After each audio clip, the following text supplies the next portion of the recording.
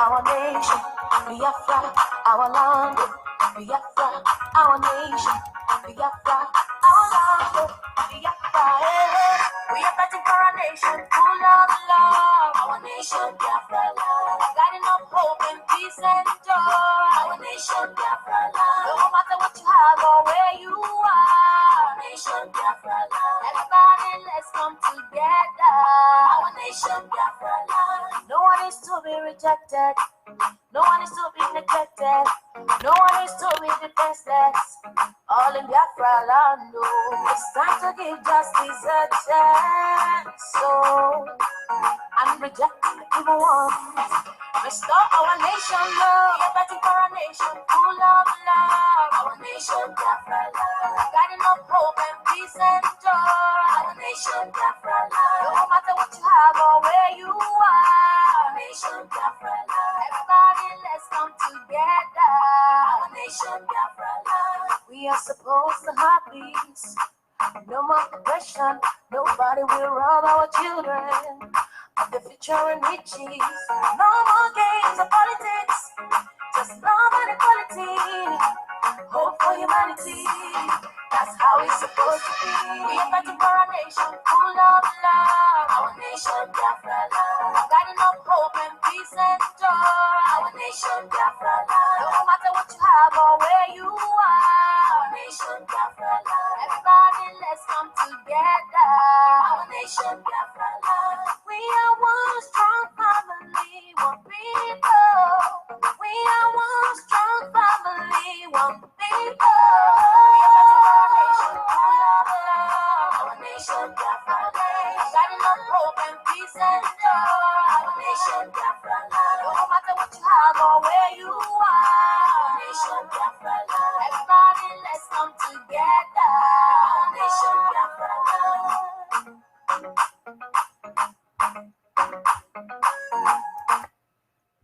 All right, thank you, Mochineke. We are having some technical challenges this morning. For some reason, when we go live, our videos are being blocked. So our video is being blocked. I don't know if this is something from Facebook. It sounds like it because last week they were blocking people from joining. We noticed that, so I think that may be what's going on. Again, they are blocking us once again because they know that we are going places. We are about to restore our nation, Biafra. So I don't know if we should yield to Umwekwensu called Facebook or if we should log out and try this again for the third time. It's a little frustrating. The video is blank. I know our brothers and sisters don't like that, but left to me, I will continue, but I don't know what the house and our viewers, what do you guys want? Do you want us to log off and come back in, or do you want us to continue? I'm seeing you from here. Oh, you see me from there? I'm seeing you. Yeah, Oh. I'm seeing both of you. Okay, maybe I'm blocking myself. maybe it's not Facebook. Okay, that's fine. If you see me from there, that's odd. That is quite the opposite on my end. I don't see I don't see anything. All right, so let's not waste any more of our time because time is money. Huh? As viewers are clear. Viewers are saying it's clear. Oh, okay, awesome viewers. I guess I blocked myself somehow. You know, I see myself on the other platform and I don't see myself on Facebook. That's why I'm not here to see myself. Good day, Biafrans, friends of Biafrans, and lovers of freedom all over the world. My name is Mona Chinsaga, and I am here in Houston, Texas, and I have my sister, Augusta. Please, sister, introduce yourself. Yeah, good day, Biafrans. My name is Augusta Nosuke from Richmond, Texas. We are here to continue to educate our people about the necessity of being part of this struggle. Thank you. Oh, thank you, sister. Now, of course, I have my one and only Kentucky Fried Chicken. Sister AP, please. Greetings, great people, lovers of freedom. We're here once again to discuss about the things that really pertain to our freedom, personal freedom and collective freedom. Thank you so much for standing by us. Thank you very much for always coming in. God bless you. Thank you. Yes, thank you, Muchinekena, for always coming in. We are not here to show faces. We are not here to show chest. We are here to show brain. We need to do this together. We have to move. We have no time. We have no time or much like and we must come on board.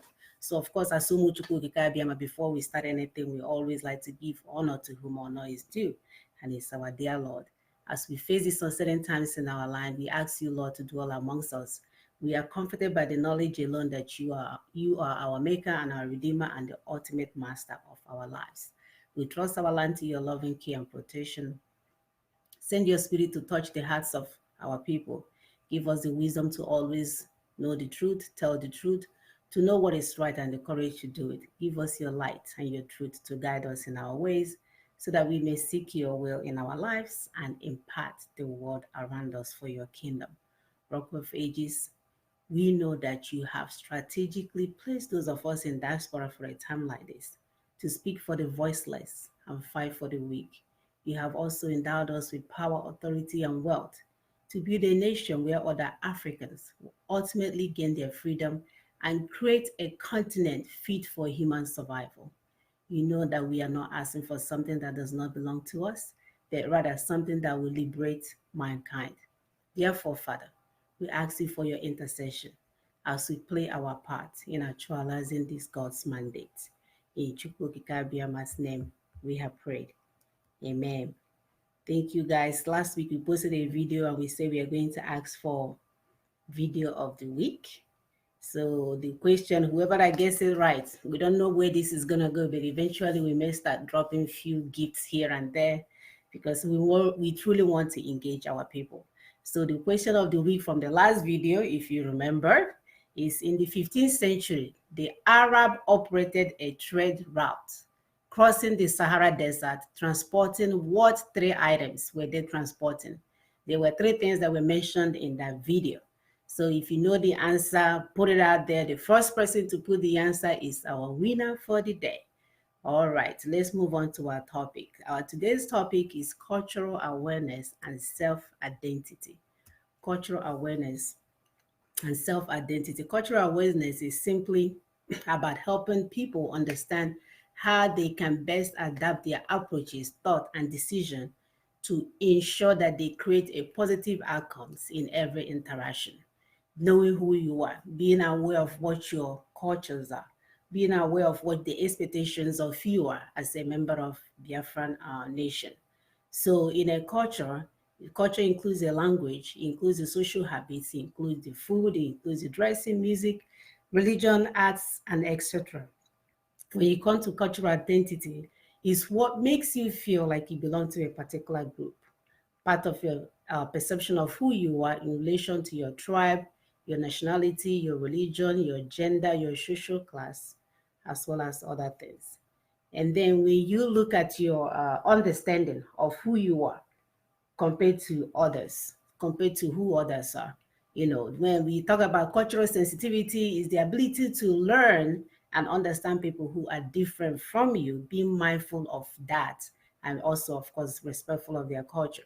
And then when you talk about your self-identity, recognizing yourself, knowing and understanding who you are, because this is the biggest thing that is lacking in our nation.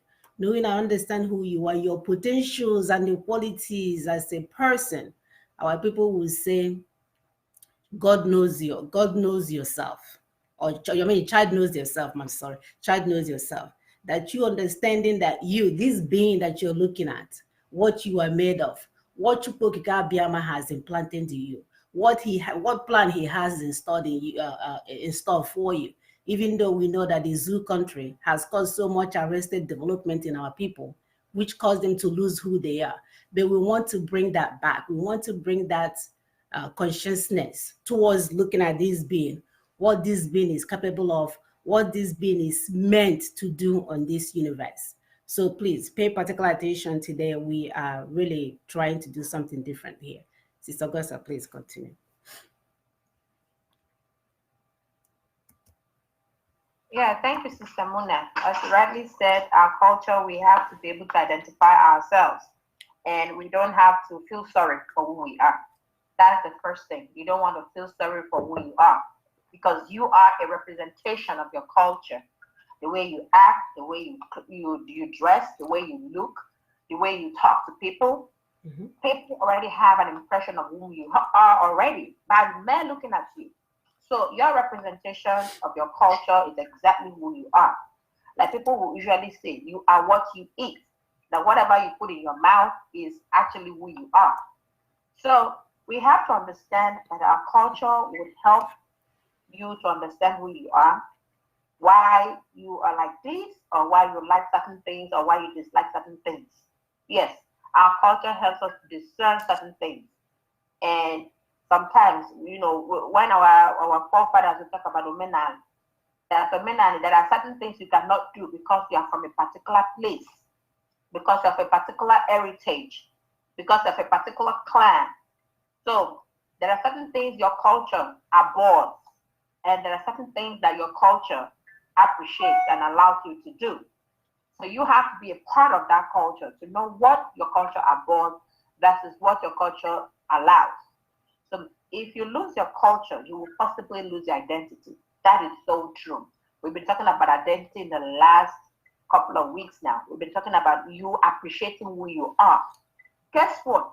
God has made you to be who you are. You can't change that.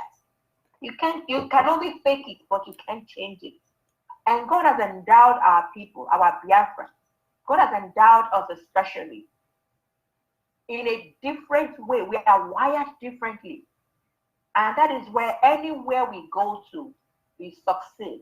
Anywhere we go to, we excel. We're going to have some stumbling blocks, is normal. That's a natural phenomenon.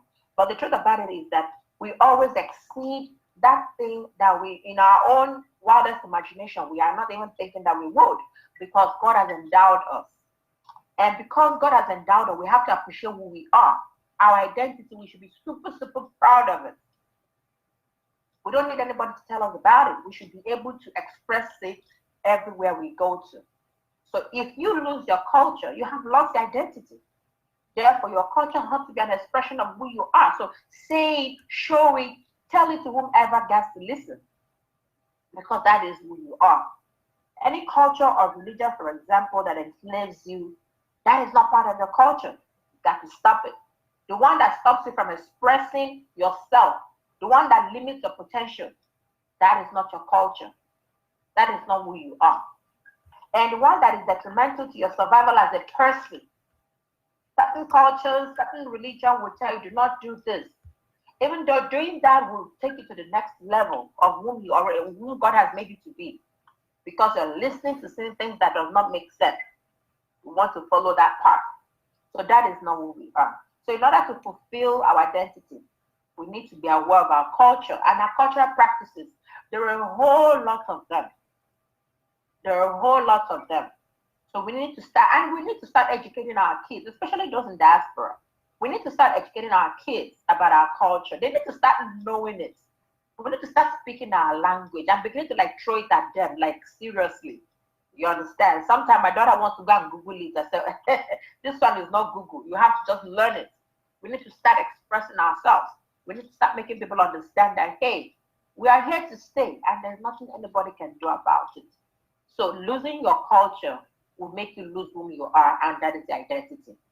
Thank you for now, everybody. Absolutely. So if you let somebody box you in, remove who you are, then you become something else. And when you become something else, you are not your authentic self. And this is how the world will make a caricature of you. Sister, please continue with identity crisis. Thank you so much. Yes, identity crisis, it comes in when there is conflict and confusion regarding who you are. And that's why people will say, Mata, malu onweki. Child, know yourself. Because it's so important. If you don't know yourself, like my sisters have said, you will get into identity crisis. So there will be conflict and confusion as to who are you? Who am I? You're already having that identity crisis. You see, your sense of identity becomes uncertain You're not sure anymore who you are. You see, you are not really sure who you are or the purpose for which you were created. You see, at times it happens when there are unmet goals. You set goals for yourself. Oh, I'll do so and so, I'll do so and so. Then something happens. You were not able to meet it. Then you start questioning yourself. You start questioning why you are on earth. You start questioning the purpose of your creation. That's when identity crisis sets in. Or due to sudden change in societal roles and responsibilities. For example, maybe a man suddenly lost his job or did not get the type of job he wanted. Like there's a video going around of our brother that found himself in, whether in Burundi or Djibouti or whatever. You know, all these terrible agents, they are out to kill and destroy our people. My brother was trying to go to Canada. He found himself in Burundi. Identity crisis will come in. Poor boy, he started shouting out too, because he didn't want another person to come into didn't want what happened to him to happen to another person. So it can also happen to women, like married women. It could be due to unrealistic expectations about marriage. For some, marriage meant that they will have all the money they didn't have in their father's house. That's their mindset. When I marry, I'll become so rich, I'll do this, I'll do this, I'll do that. After marriage, either maybe the man deceived you into thinking that he had what he did not have, or that life happened, something just happened, and everything changed. Identity crisis could set in. For some, they thought that marriage, maybe their spouse will complete them. You know, I'm half. When I marry, I become full. My marriage is supposed to be 1 + 1 = 2. Not half. No, equals 1 actually, in God's formula. 1, the 2, because God said the 2 will become 1. So it has to be 1 full 1 and 1 full 1, not half. So you're supposed to build yourself before marriage and become whole. You don't expect that your spouse will make you whole. So if you are not whole, you now marry thinking that your spouse will make you whole. My dear, you get there and become disappointed. Then identity crisis will set in. Because we are thinking that the man or the woman will complete you. Go and complete yourself now. You know what is making you deficient. You know what is making you not to be whole. Start building yourself so that you become whole before you go into that marriage, because we don't want you to have identity crisis. So if the people did not discover the wholeness before marriage, that's the problem. Others thought that marriage would be love, love, love, love. I love you, because one person is posting one fake thing on Facebook. Every day we went to Paris, we did this, because Facebook is all of fake. I mean, to some extent, yes. So people are not being real. So somebody will sit there and think that is what real life is. So you think, oh, love, love, love. My husband will greet me in the morning. How are you, lovey? Oh, how are you, darling? And that's what is inside your head. Then you get into marriage. Wake up. The first challenge will hit you. It will just throw you off balance because you were not prepared mentally.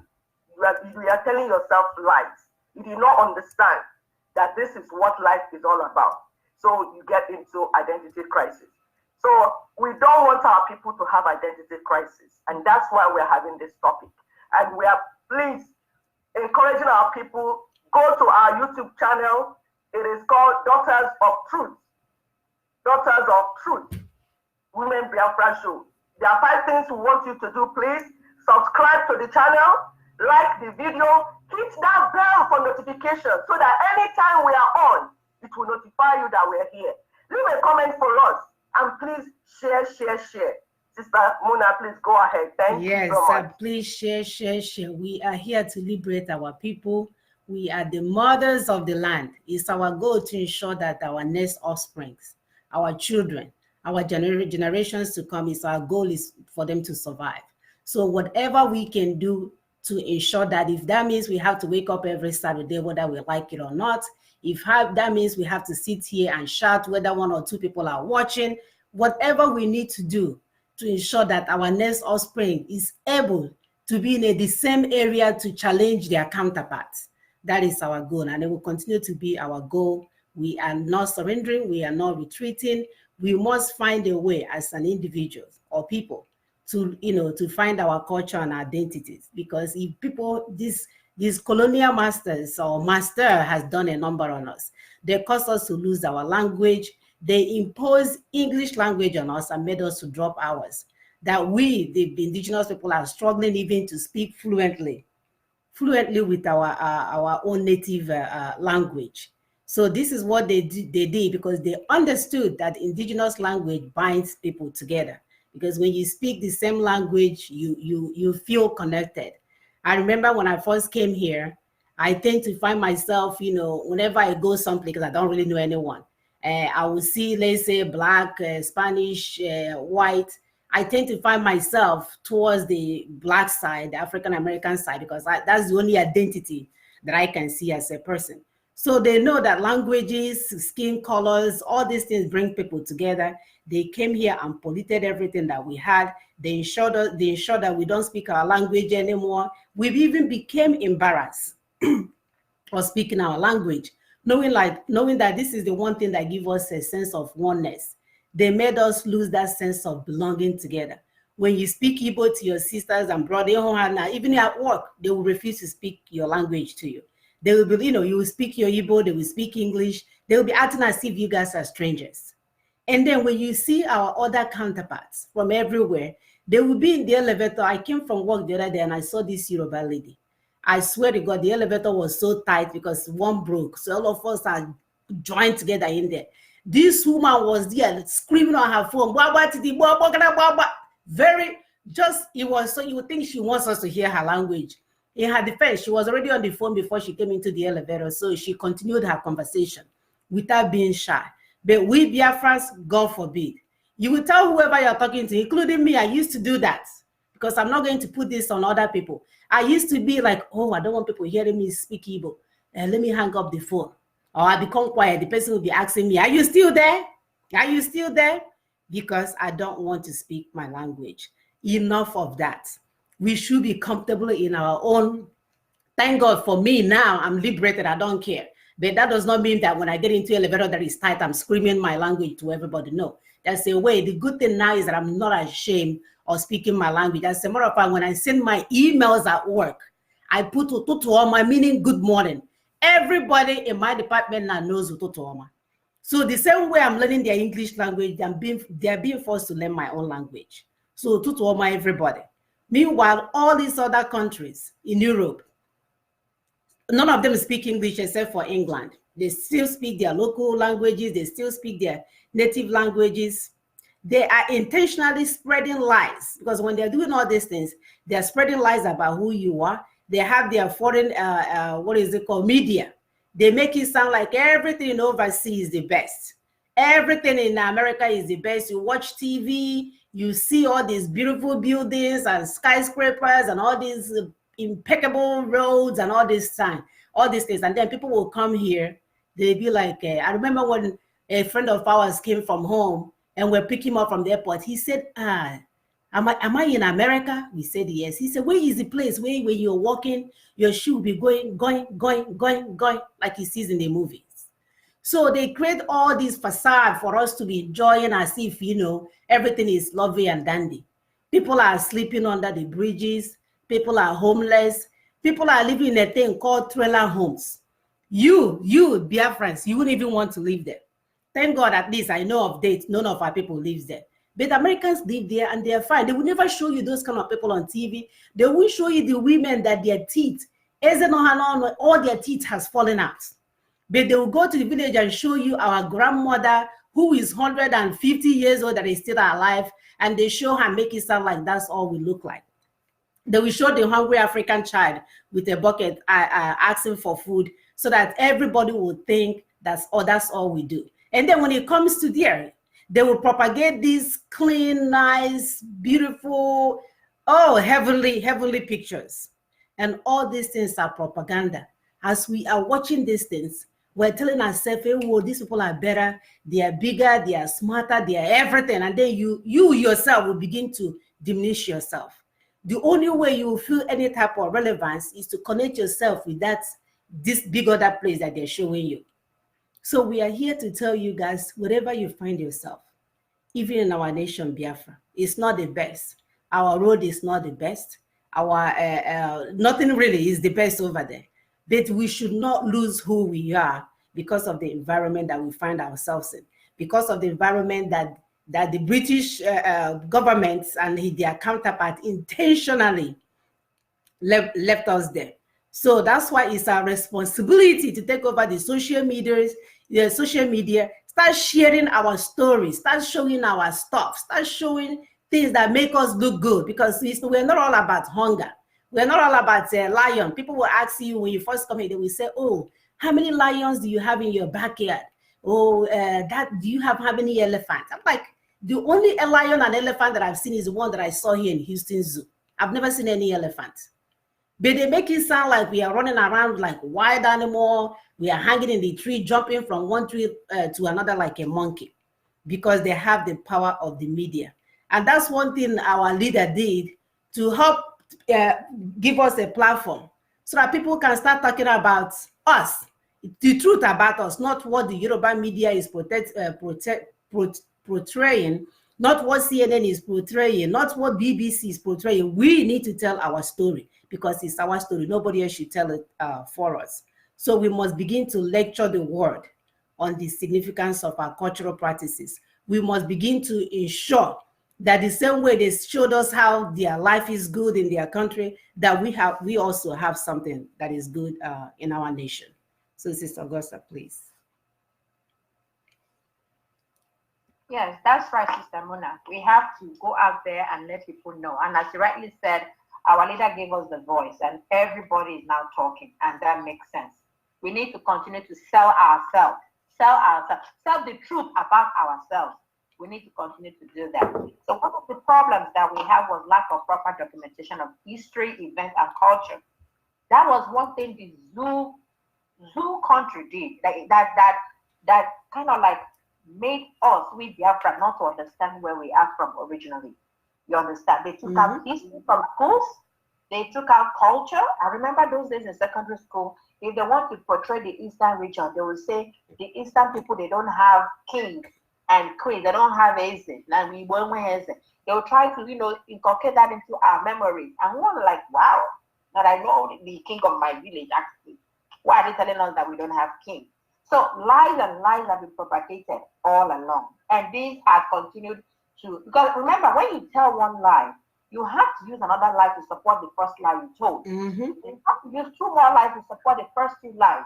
Then 4 more lies to support the next 4. So it continues to duplicate and duplicate and duplicate. You have to continue to tell lies to cover the lies you told. And before you know it, those lies will definitely become true to the unknowing suspect. So that is why, because they didn't make all these things relevant, we wouldn't know about them. Now, this is where we have to indict our movie industry and our music industry. Guess what? Almost 80% of the musicians in the zoo are Biafrans. Almost. And they are Biafrans. And for some reason, they don't even want to sing in our language. They don't want to start propagating the stories that make us unique. They don't want to do that. You understand? Our movies industry, they would rather show movies in the bushes and than show the average Biafran and the successes that a Biafran Biafrans are making. They don't want to show that. They just want to show the slave mentality that these white people have instilled in us. And this we are trying to correct. We pay more attention in copying foreign culture, the Biafrans. We do that a lot. We would rather promote other people's culture, copy our own. One thing about, I keep saying it, that God endowed us. And the truth about it is that probably we haven't found our potentials yet. When we copy these people, we overdo past these people. You understand? We will do it more that if we want to speak Yoruba like this, you will be shocked. A Yoruba person will not even believe that you are not a Yoruba. You understand? We will want to call all the, in Yoruba, they have all these army on their languages. Yoruba, you would be stunned. I speak Yoruba very well. So I just want to tell you that when we go outside, we want to emulate people and do it very well. Do it more than the people that are there originally. Invariably killing our culture. And what does this do? This actually affected Genevieve from receiving the Oscar award. As I said last week, winning the Oscar award is not even the issue. Being nominated is good enough. If you're nominated as an Oscar recipient, oh my God, you are good enough. Whether you win or not, you are good enough. But because of lack of culture, she didn't want to promote our culture. She didn't want to promote our true identity. That was deprived of her. So invariably, she shortchanged herself.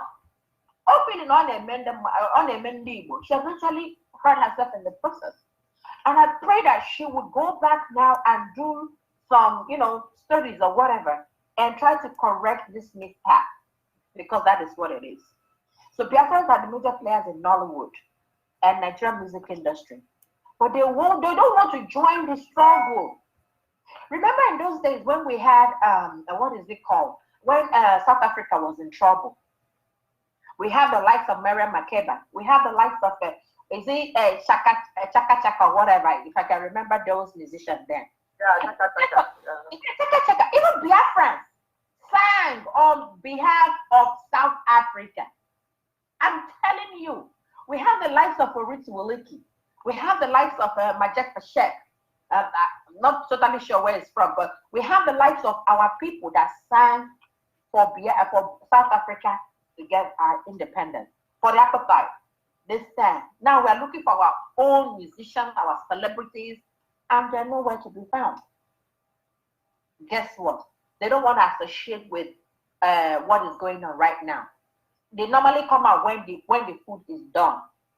Not now that we're in the preparatory stage. They don't want to come out. So that is something we all need to know. These people are busy chasing shadows instead of figuring out how they will help with their talent for us to get what we need. Another problem we have is not interacting with our people.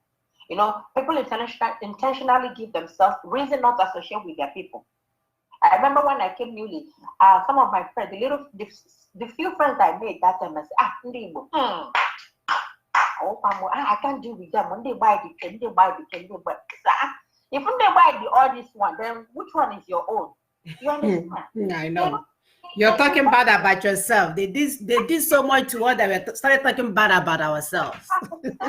I don't know if it's an inferiority complex that we go through. I don't know if it's a complex issue, but the truth about it is that the first person you meet would first of all dismantle whatever affection you even want to have towards the next evil person.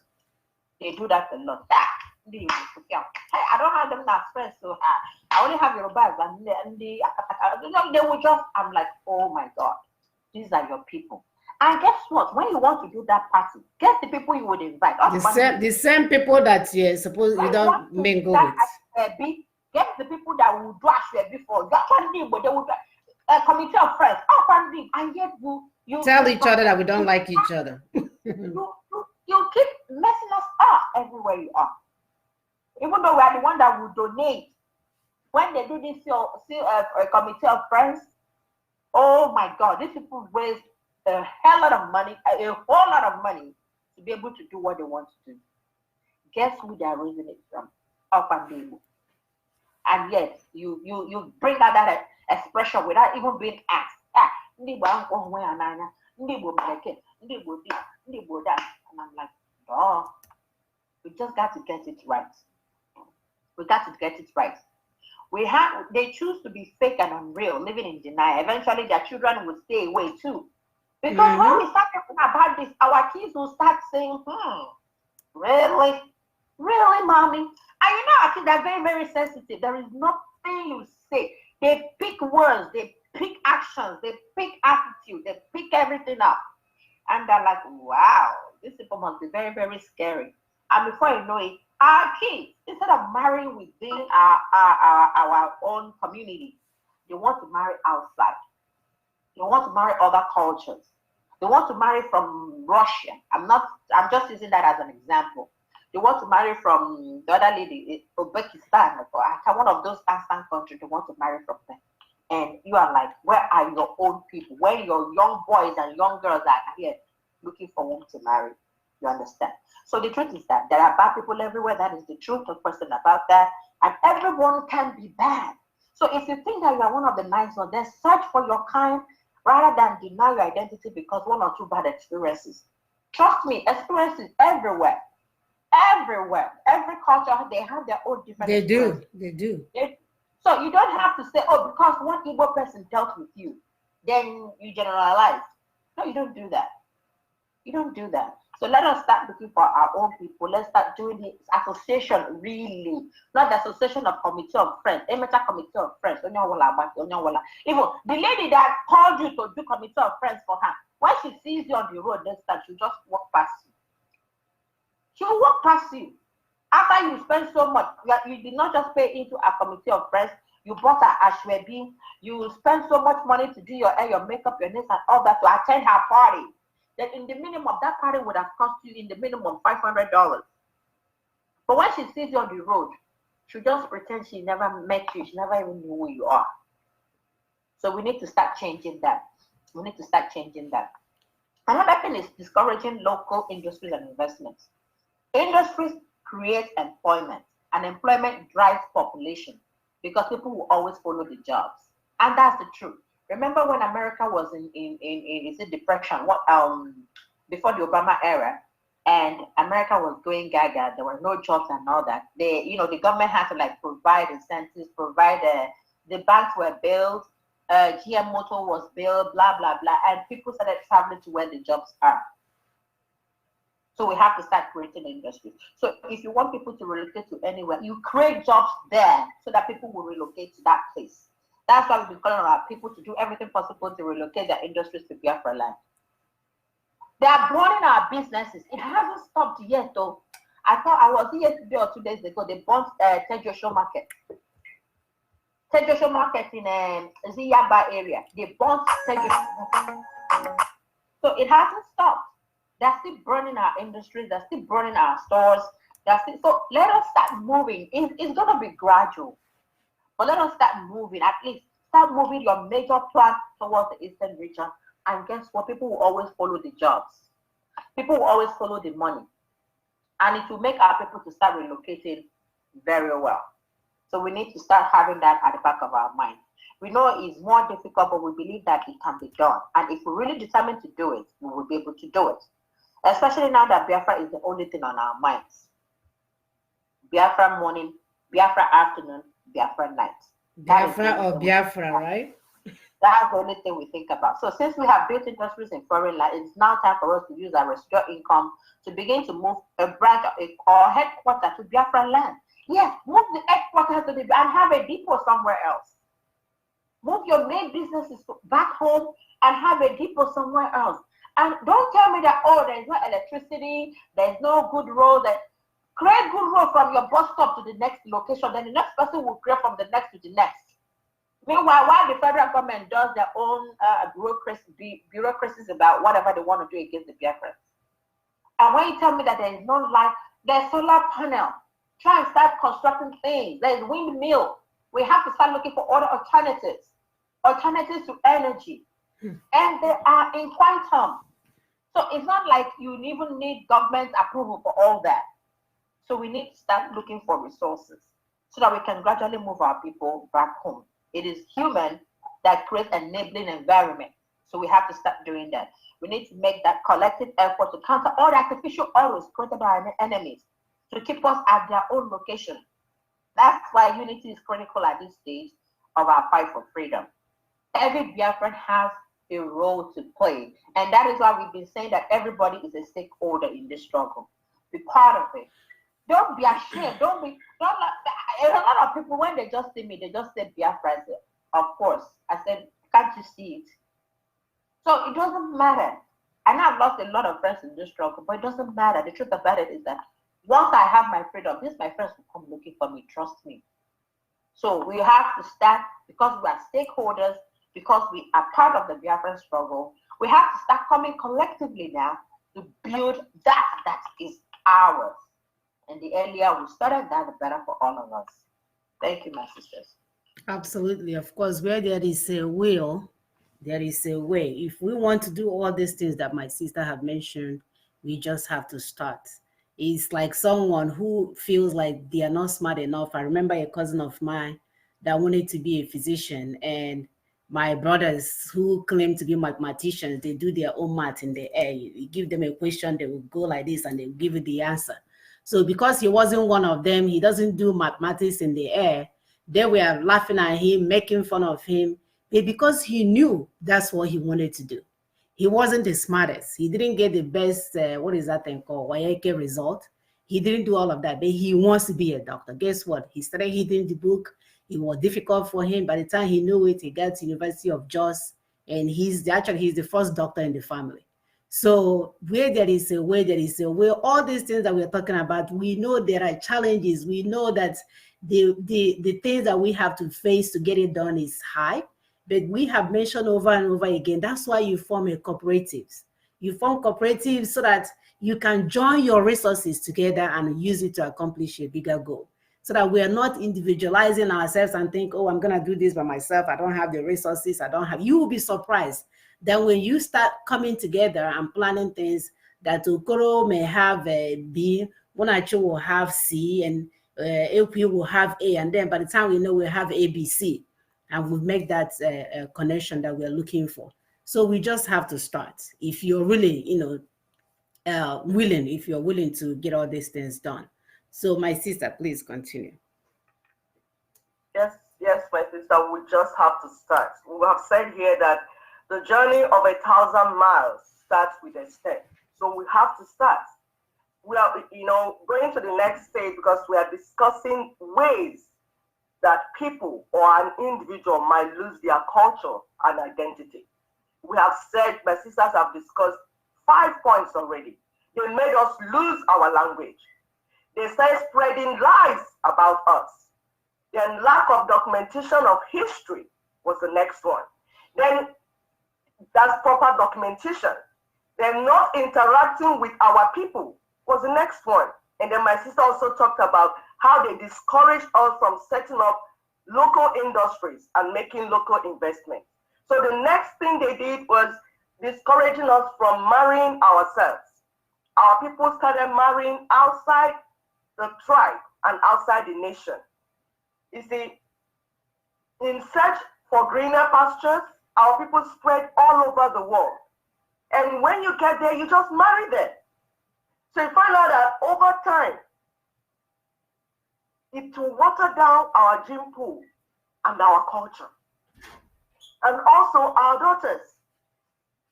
They will remain unmarried at home because our sons are now out there marrying other people. Meanwhile, our daughters are at home. Nobody is marrying them. It is true that people find love anywhere. It's true that you can find love anywhere. But you find out that if you fail to teach your wives and your children your language and your culture, by the next generation, your lineage will close. Because your children will not want to go back home. And the rest of people that are at home will take your land and everything. And they just keep remembering we had one brother. He married somebody from Uzbek. What's that thing you call my sister? Whatever name. And then you did not teach her your language. The children did not teach them your language. You did not teach them your culture. Everything will just disappear like that before you. In the next generation, you will not find out that you will find out in old age that you have lost everything. But Nigeria, Biafra will continue. Your brothers and sisters living in the land will continue. It's only your own lineage that closed. So others will take over your inheritance. That's what you did to your son. Because you did not pass on the lineage. You did not pass on the culture to the next generation.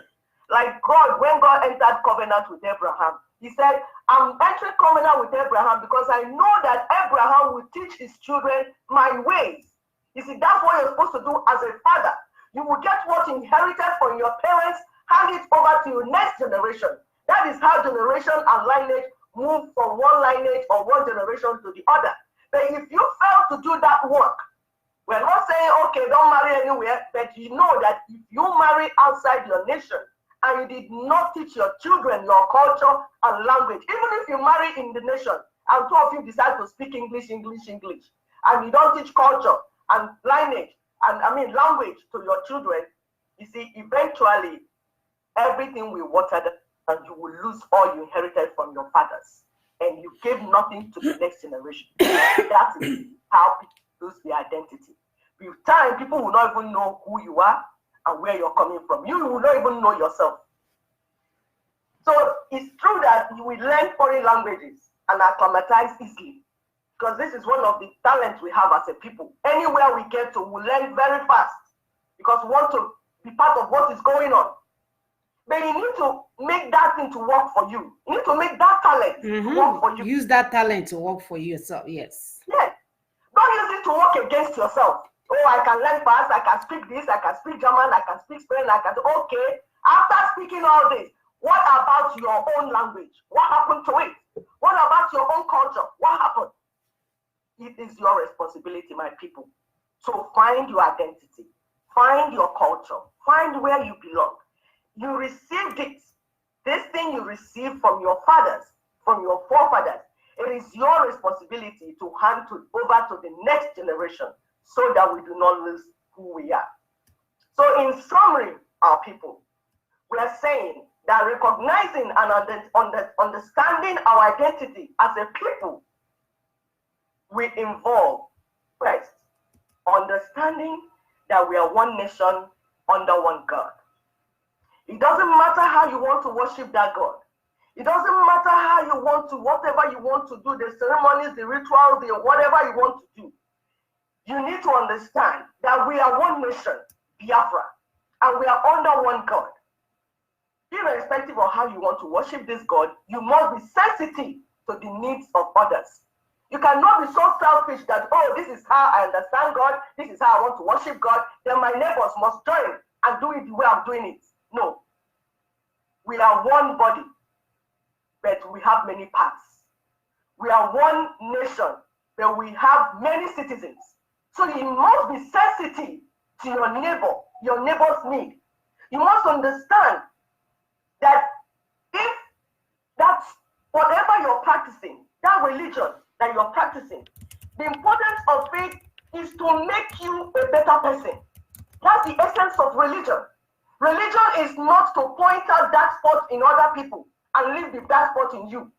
So if the religion that you're practicing is not pointing out the dark spot in you, it will only point out that spot in others. There's comma in that religion. So it's our prayer as Biafra women this morning that our religion will begin to point out the dark spots in us as individuals. Whatever you're practicing, whatever religion you're choosing, let that religion begin to make you a better person. We don't want people to hang on methodology and we begin to forget the destination and the goal of whatever religion or whatever you want to worship. The essence of whatever you want to worship is to make you a better person. That's the goal. Absolutely. It is not for you to judge others and say, okay, you must come and join me. If all of us don't become women, if all of us don't become Jews, if all of us don't become Christians, then Biafra will not come. You are lying. You are lying. We do not all need to become whatever. That's why it's freedom. Mazen Namikanu will say, if you want to worship cockroach, worship cockroach. But you must put Biafra first. You must put Biafra first. So we need to remember that Biafra is one nation, like we said, but we have many citizens. And that means that people will think differently, people will have different ideologies, people will do things differently, but we are still one people, one body, but we have many parts. You see, the eye will not tell the mouth, oh, you are less important, I don't need you. If the eye decides to tell the mouth, you are not important, when hunger will mama eye, the eye will go blind. You will never see again. So you must understand that this nation is one nation, but we have many citizens. And people might do things differently. But what is important is we must focus on Biafra. In Biafra, we have both males and females with equal need to survive and excel according to their talents and gifts. I will repeat that. We have both males and females in Biafra. In Biafra land, in the nation we are thinking of building. But these males and females, they have equal need to survive and excel according to their talents. Yes. So the significance and the uniqueness of both genders is important for our nation to thrive.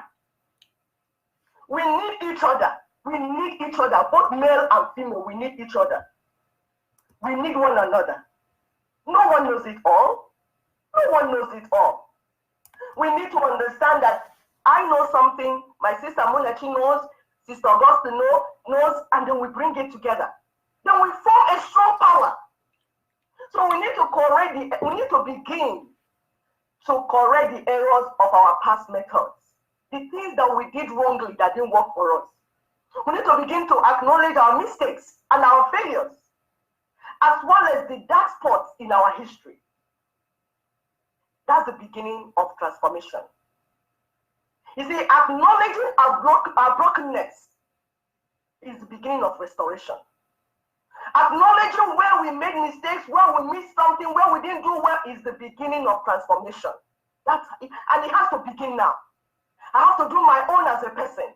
Then we'll do all of it as a people. We will find where did we miss it. Mm-hmm. Critical appraisal of life situation. Yes. Yes. And then we'll begin to fix these things. You see, one of the setbacks of Africa as a continent is that the handlers of Africa refuse to understand the difference between a family and a nation. In a family, you have husbands and wives. But in a nation, you have males and female citizens with equal rights. Running a nation is not like it's not like running a family. Running a nation is more of like running a business. So success depends on the qualification and experience of the persons in charge. It has nothing to do with the sex organs you bear. Mm-hmm. No. It has everything to do with what is in your brain. You see what is going on in zoo? What is going on in zoo is because the people in charge do not have anything in their brain. It's water they have. And because of that, they are leading all of us into dungeon. You see? So it's important that we begin to learn how things happen in advanced countries, how people do things in other places that made them to succeed. Begin to find out what made us to turn our nation into a jungle. How did we get here? And we're not going to build another jungle in Biafra. God forbid. Like my sister, God forbid. God forbid. My sister Rosa will say, we cannot leave zoo to enter museum. You see? We cannot. That will be abomination. So leave zoo and enter museum. God forbid. And that's why we are having all these discussions now. Some people say, no, wait, let's get to Biafra land. When we get there, we make laws and then we control everything. No, that is not transformation. We have to start changing this. Exactly. Transformation is when you begin gradually to change who you are, to begin to find out where you make mistakes and begin to fix it gradually. Eventually, you get to where you ought to be. Because if we wait until you get to Biafra land and set laws, that means all of us will go to prison. Because everybody is behaving like two animals. Mm-hmm. And that's why we have, as Biafran women, chosen to bring up every Saturday for us to have this important discussion. It's time for us to stop cheating and killing ourselves in order to climb the ladder of success. It doesn't make sense. You take your brother and go and kill your brother's son. You go and kill them, you want to do ritual. You take somebody's whatever, underwears, you go and do ritual. You take your friend's child, kidnap your friend's child, and go and do ritual so that you get money. Hey, go give me. What are you doing with that about stupid money?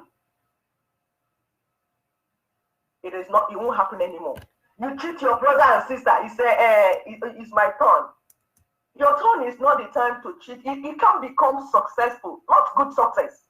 You can't become successful by cheating your brothers and sisters. You kill others so that you can become great. So we start calling you Asia Pakego. I don't know, Eselenwego or stuff like that. Our people, it's time for us to maintain our lane. You know what the talent is. And that's why we're saying identify who you are. Discover yourself. Discover who you are. Be on your lane. I will be on my lane. And then we build together. Then we make it happen. Remember that respect is reciprocal. So we need to begin to discern properly and respect one another. We need to increase this respect for one another. A child needs respect. A woman needs respect. A man needs respect. We begin to respect ourselves. We begin to talk to ourselves better, irrespective of who we are, irrespective of our position in the social world, irrespective of the religion you're practicing. Respect your neighbor's way of life. Then gradually we will get to where we want to be. All hail Biafra. All hail Biafra. My sister, this is what made America great, or what makes America great. Being able to respect, staying in your own lane. You know, if you're a small guy and you're a Jangamos guy, guess what? You have respect for the small guy. And we have to start developing this attitude of working togetherness, working together, collaboration. That's what Americans will call it, collaboration. No one man or one woman has a monopoly of anything. And this is the biggest problem that we have as Africans. We always have people representing us and not really asking what the people want. They will go out there and represent their own interests. It's just like what is it called, World Igbo Congress. They have been here for the longest time. I didn't even know they do anything. This is the only year here in Houston. So you have all these people, they will say, oh, we do this, we belong to this and all this stuff. And you don't even know, and they're claiming to be speaking for you, and you have never been offered the opportunity to even partake in what they're doing. So my people, we really have to get it right. We don't want any one individual going around and speaking for us without us having a delegate that say, hey, we have voted democratically and have so percent say, oh, do this and do that. Because in that case, at the end of the day, we can stand behind whoever the person is and say, yeah, this is exactly what we want. So we have to be honest with ourselves. We are about to start taking a phone call, but let me read the question of the week. As a matter of fact, let me post it on our platform again. I have not gotten any answers, so it looks like our viewers did not watch that video. It's telling on you guys. It's definitely telling. So the question of the week is, oh, I put the answer. Oh, okay, let me remove it. There you go. Okay, I posted it again. The question of the week is, in 15th century, the Arab operated a trade route crossing the Sahara Desert, transporting what 3 items? So if you know the answer, please let us know. We're about to start taking phone calls. I am going to pin that information on our Facebook platform so that you can you will have the phone number accessible. And we are going to take a short break while we're doing that. Please listen to our sister Essien, Christy Essien Ibukwe, the Tenonora.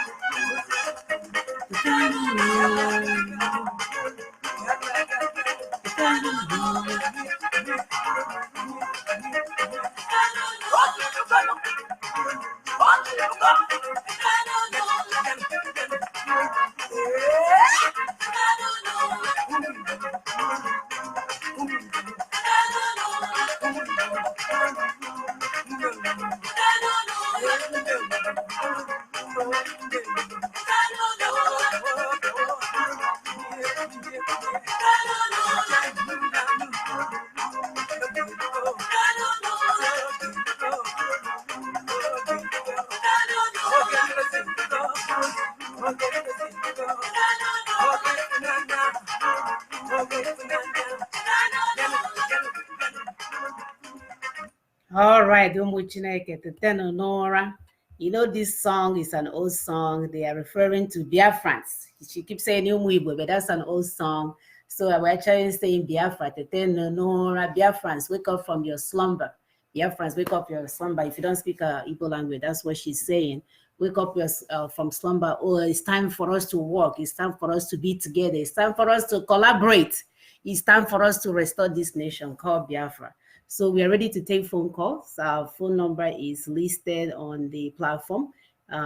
It's +1 281 643-7283, or you can call direct. It's 774 +1 774-338-0942 is the same number. It has not changed from last week. So if you have contribution to our show today, please give us a call. We are not taking phone call. I hope you gonora. We have a sister here. Oh, we have a phone call. If I can get this phone to work.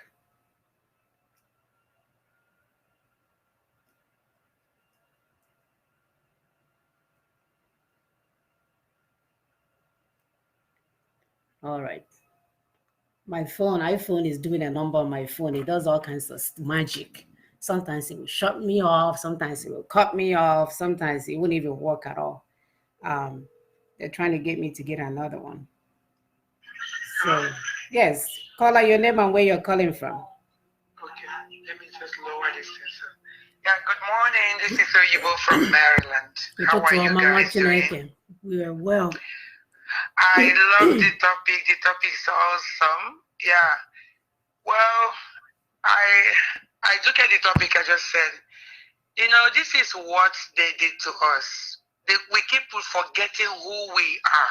Yes. That's why I cannot even bear to listen to anybody that says, oh, Igbos, Biafrans don't love themselves, or they are doing this, or they are doing that, they are bad, they are doing all this, 419, whatever.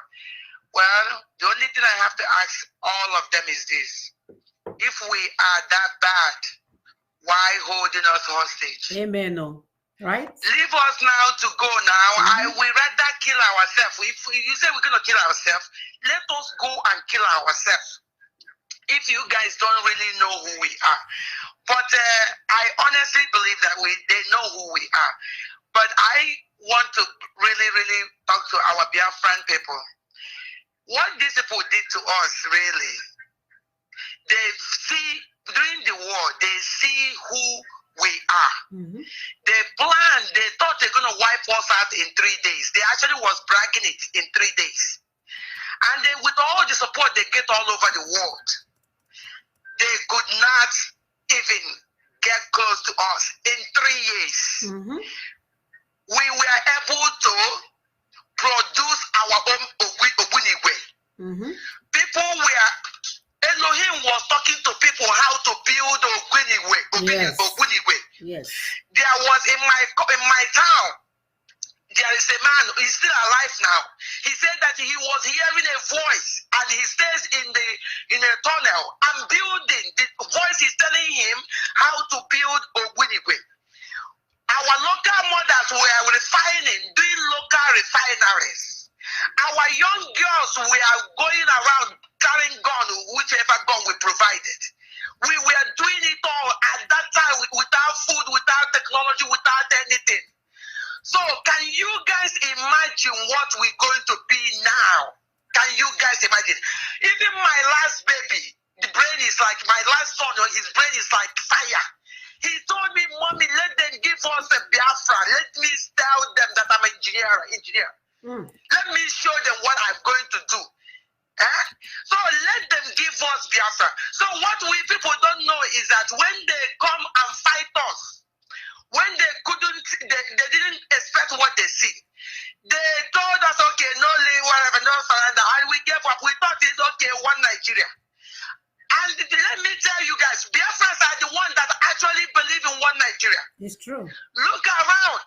We thought we are dealing with the right people because our heart is a heart of gold. We accommodate people. Biafra, please don't forget who you are. Don't listen, don't call yourself what enemy is calling us. They know who we are. We accommodated them. We go to, we are the only one that go to north and build and make a north a heaven. We are the one that can go to Europe and make it nice. We do it all, we accommodate people. Then we forgot something. We actually thought that the war is over, but it wasn't over. What they did was to now go back and reassess us and figure out what made these people tick. They find us what will make us tick is their unity and love. And they find a way to break that unity. Yes. So gradually, for 50 years, my dear Biafrans, these people have been working. We thought we are, what was over, what wasn't over. Britain, all of them has been working. They come into our place, and of course we are accommodate them, no problem. We accommodate them Fulani, we accommodate Hausa, we accommodate Yoruba. We make them even more comfortable than our own because that's who we are. Yes. That's who we are. While we are doing this, my dear, they are busy watching and assessing who is the Efumefu, the useless ones in among us. Yes. They went away and choose to find out all those useless ones among us. Some of them that I was having people pregnant. You have Fulani pregnant. Yoruba pregnant. They find all of them. Those ones, they know that those ones are not going to make it, regardless. Even when they live in America, they can't survive in America either. Because they couldn't do all those wayo there in America because they know if they do, they catch them.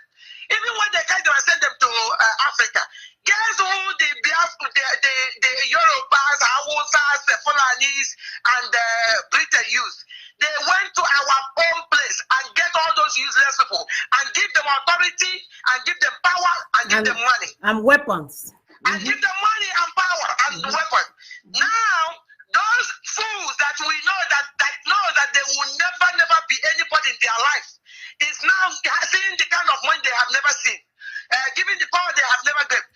Of course, when you take a bribe from a Satan, you have to do what a Satan told you to do. Of course. Now, those people like what are you calling it? If I know whatever, and what did they call those fools? I can't remember their names. I can't remember their names, but I'm from the one that said that group and the one or something. I hate them because that's why I can't even remember them. Or culture and all that. Look at all those, they find out them. When Okorocha was in America, was he anything? He was a stupid fool. He can't do anything in America. I know. All of them, check all of them, even the one that was in Texas. All those ones, they can't do anything. They can't survive in America because this place has a law. That's why they couldn't survive. They have to use those people to come and separate us, divide us. And again, somebody like Obasanjo continue to divide us, dividing us, putting our divider. So they have messed up with our unity. They're messing with our culture. They're messing with our, dividing us and with everything, and suppressing us. They know that Biafrans, we are the true Hebrews. We are anointed, and we cannot do without doing anything. We cannot, there's always our brain is active trying to do something. So what does a brain that is active that tries to do something? When they suppress you, when you finish school, you can't get a job. When you get a job, they put a alamaja that doesn't even go to school to be your boss. Yes. Then when you, all these people that were fighting, they get our business, they hold it in the sea. They can't open our sea. So what do you expect us to do? They know what they were doing. They make it so that we can scoop to a low, this low that we are scooping now. Because before we can get anything, we have to go through all this nonsense. But please, my dear Biafra, we need to wake up. We need to forget, we need to remember who we are. Yes. We really need to remember who we are. But you know one thing that the enemy did not think about? When they were busy hurting us, suppressing us, our fathers, they are busy calculating their money, doing business, communicating with each other. I don't know why we are forgetting. Remember when we are saying, yes. In my family, my father has a business, he has a big business. What he was doing, they call his name, they call his name and brothers. Some people will say somebody and sons. You go and get your son when you are busy. You You get your uncle and train your uncle baby will train another person. That's how we became who we are. Okay? So, but our fathers, actually, they use their last money. They said, okay, if it's Obodo Ibo, it's a problem.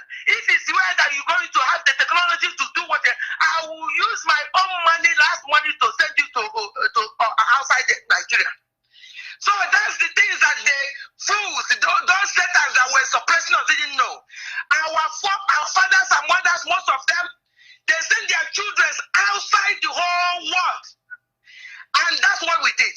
They send us, guess what? We come here and we learn the secret. Now we know. So right now, if they think that we are the same people that we are last time, they must be stupidly kidding. They must be foolishly kidding. Because this time around, we are all over the world. We are all over the world. What the Satan plan to use to hurt us actually is in our advantage now. Yes. Because they were suppressing us in Nigeria. Guess what? We get a hell of away from Nigeria.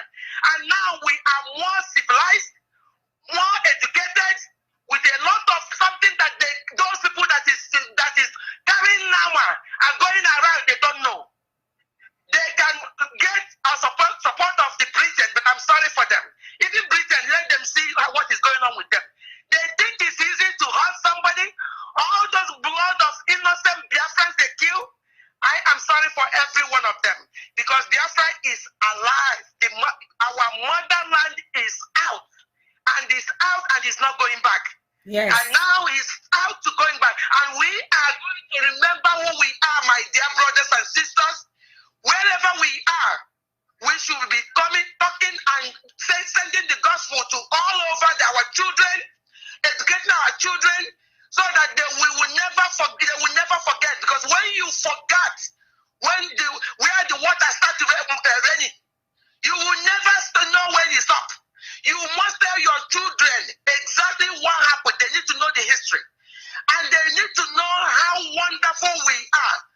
So please, dear friend, number one, stop calling yourself what your enemy is calling you. Yes. Stop it. They keep saying that the Biafrans, they're going to, they don't like themselves. They're going to, they already started killing each other. When they're done, it's all lie. Honey, those are old news. It's all lie. Okay, no problem. Let us go. I will rather die in the hand of a Biafra inside the Biafra. But not from somebody like, okay, say it fast, because those ones are going to die. Okay, all those fools, they're all going to die.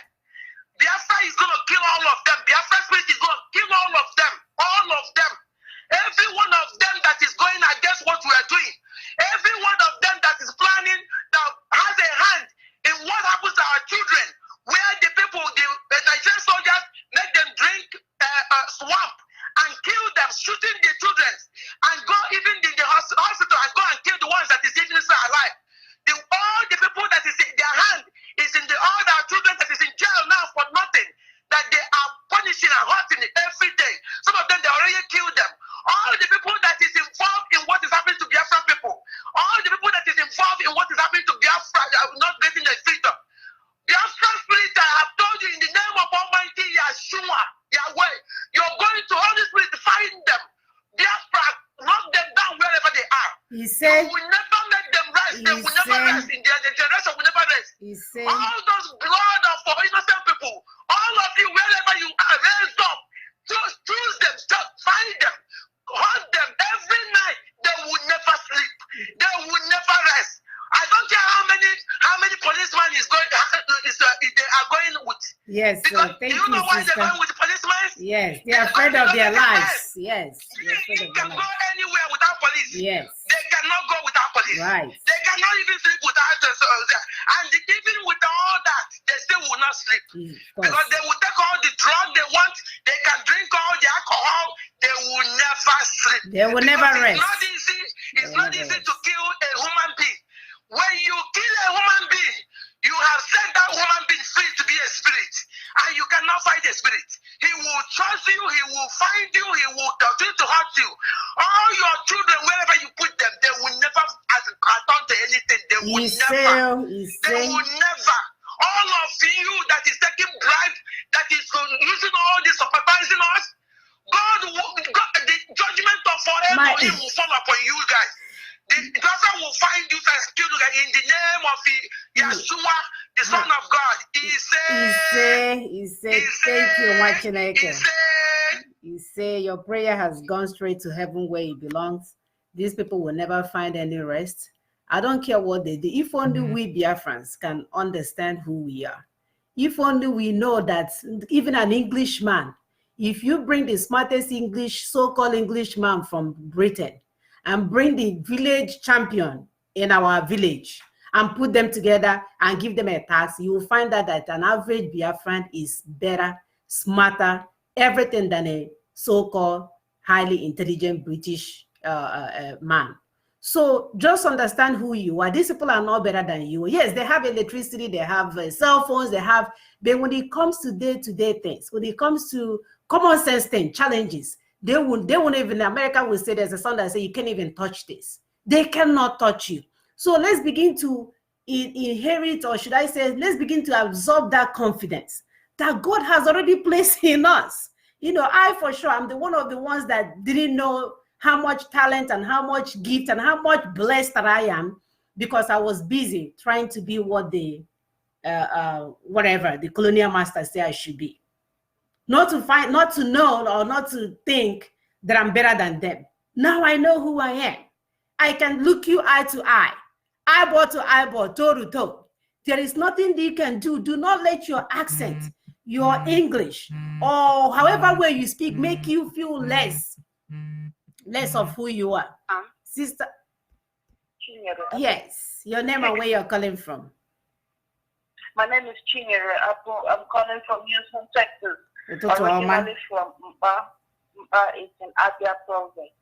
How are you, my dear sister? We are well, Machineke. Please go ahead. Yes, man.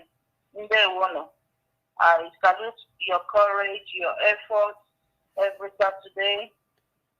You come out and you broadcast truth. You are indeed the mothers or daughters of truth. We appreciate you. Thank you. So I want to contribute a little bit concerning this topic, this wonderful topic today, about our culture, embracing our culture. First of all, I want to address we Biafrans. I've observed from several angles that we Biafrans, we are friendly, we are over-friendly, especially to foreigners. We want to adopt their cultures, we want to speak like them, we want to eat like them, and then what about where we come from? And we're forgetting that we came from somewhere, you know? You see, like here in the U.S., a lot of Biafrans I meet and I come across, you know, you speak Igbo, which I speak Igbo proudly to, I don't think, even at work. I let them know, listen, I'm a pure Igbo woman, a pure Biafran. And we are not going to apologize for it. Yes. You know, foreigners, they want to learn Igbo. They really want to be, you know, to hear you speak your language, and they appreciate that, you know. But our Igbo people, they speak Yoruba, I'm not saying it's wrong. You know, I love speaking foreign languages too. I learn foreign languages like I'm learning Spanish. Okay? I'm not saying it's wrong to speak, but let us as well adopt our culture. Let us be proud of where we come from and be proud of our language and everything concerning us, to identify ourselves with other people. That will make us, you know, unique. Bring out your uniqueness. Like you see the Spanish people, they don't fail to speak Spanish. Whatever you see them, they're speaking Spanish with pride. You see the Yorubas, okay? Why is it that our people, our Igbo people, especially Biafrans, why is it that we are so ashamed of who we are, because we do not know our words, right? We do not know our words. We should learn to embrace our words. We are Biafrans. We are the children of Chukwokika Biama. And for those who are still sleeping, I'm using this medium to ask them to wake up. Imagine the mayhem going on in Nigeria, that so-called dungeon called Nigeria. They say freedom of speech is evil. Freedom of speech is an abomination to them, you know. And yet some Biafrans feel comfortable still remaining in that dungeon, right? Still calling themselves Nigerians. They should be ashamed of themselves.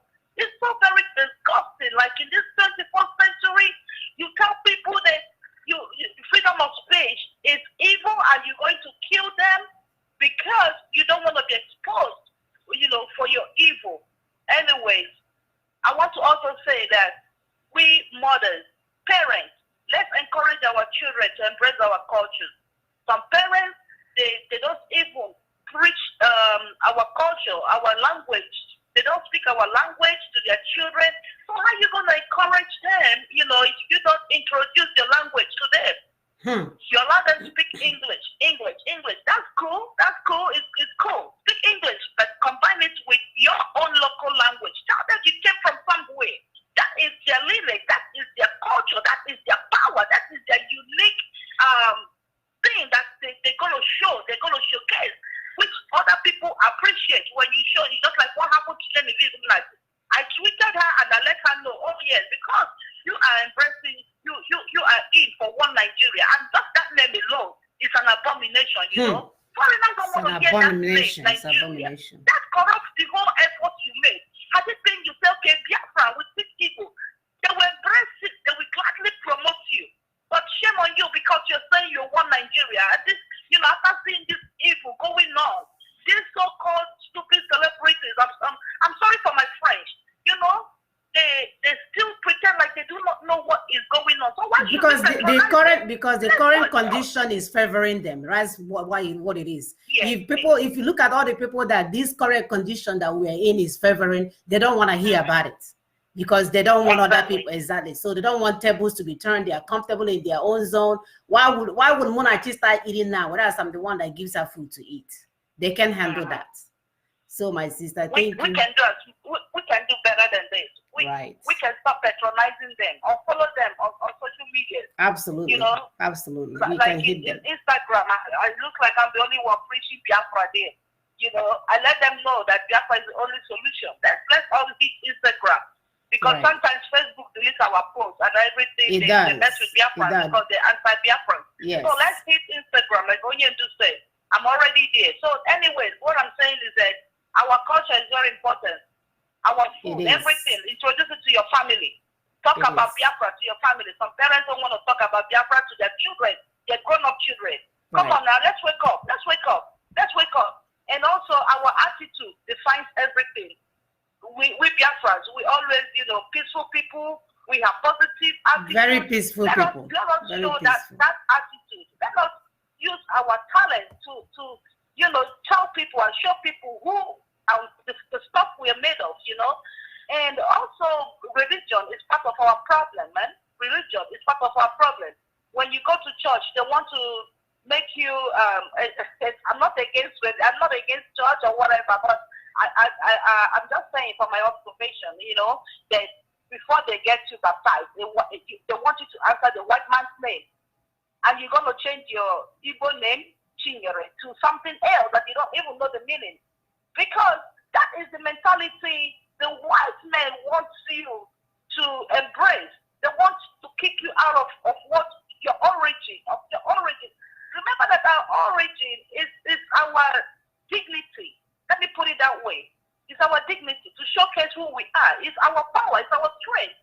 So if your enemies, like what I was going to say, if your enemy is trying to brand name you, please ignore that brand name and embrace what you already have. Let us try to appreciate who we are because we are closer to God. We answer God's name. Let us begin now to change our names to Igbo name, Biafra name. Myself, I changed my name, my English name, which that was the same name I answered in school, in college, and everything. But as soon as I came in here, I'm wondering why our people do not appreciate what they have. Do you know I changed my English name to my Biafran name? You understand? All my papers here is my Biafran name because I happen to recognize who I am. The strength of my name is God's own name.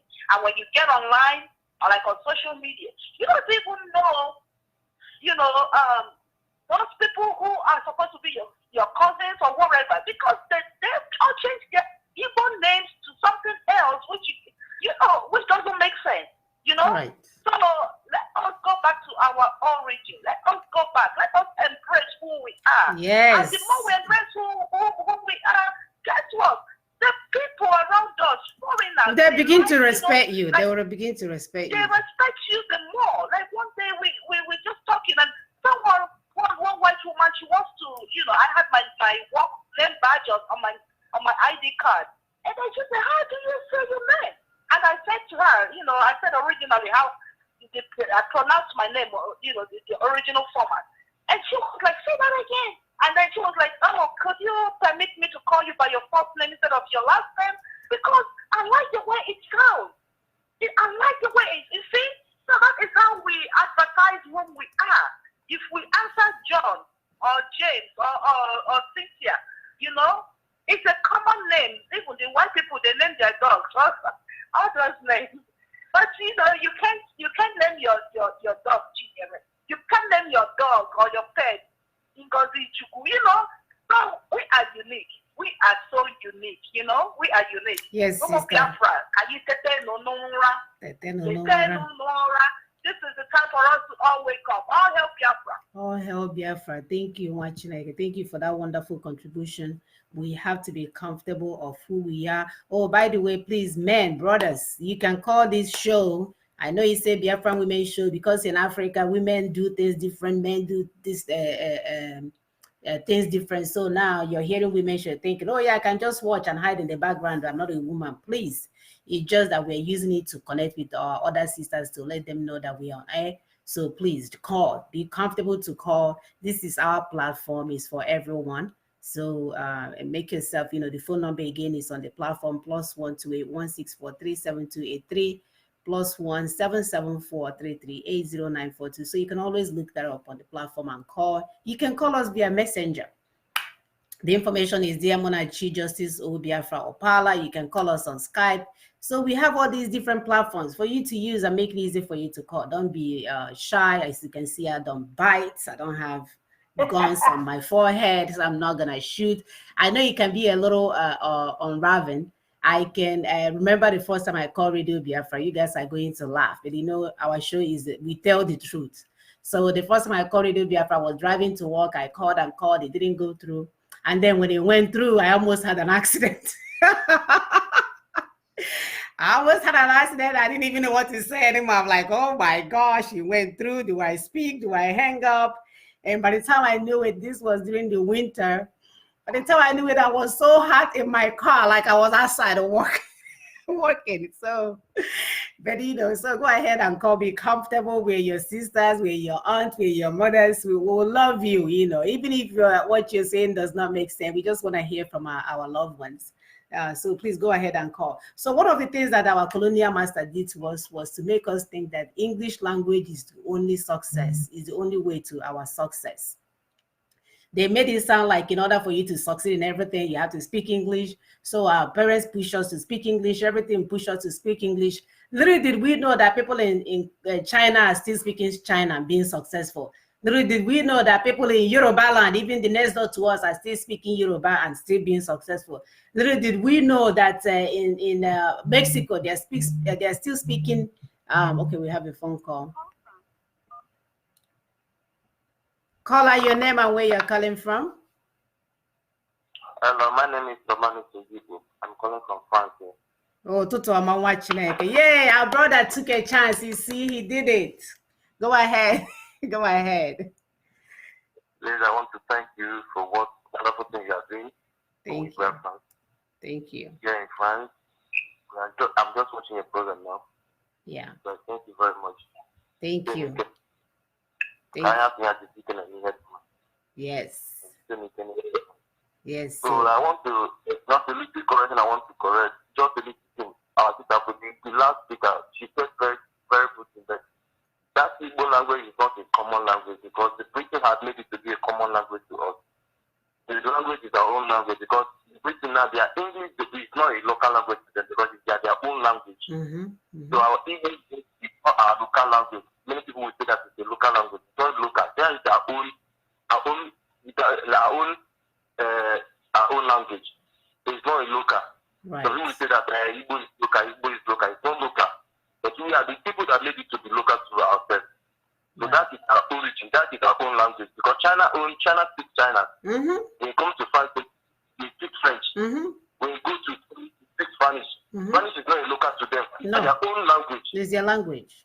So that Igbo is our own language. Mm-hmm. So we get Biafra will just, that English will just be added to it, Right. not to communicate with outside.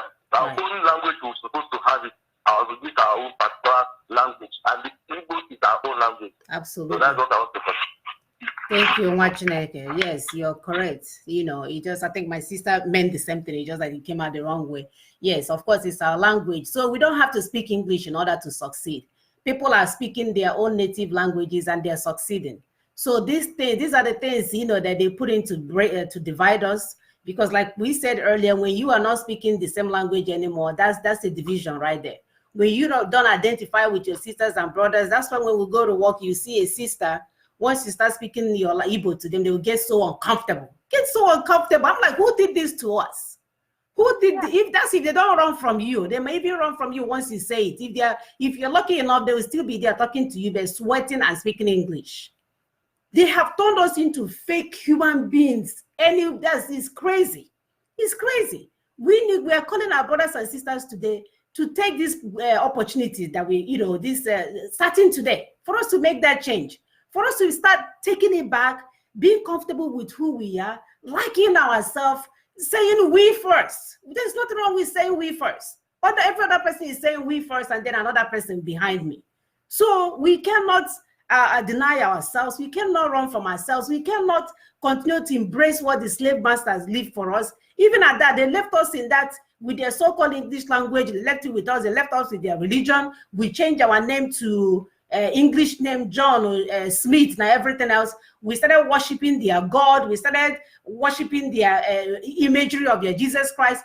We did all of that. They still don't even like you. So now we are finding out the reason why, because before I joined IPOB, I would never think that Britain will hear that the Muslim, the Fulanis are killing us and they will be quiet.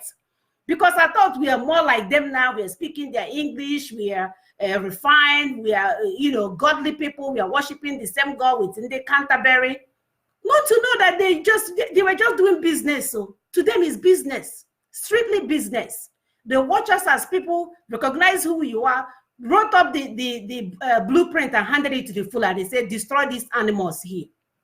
And we are telling ourselves that, we are almost like them. We speak English like them. We live in their country. We are like them. We go to the same church. We practice. No. To us, we are only business. And to them, when it comes to their money, you will continue to be only business.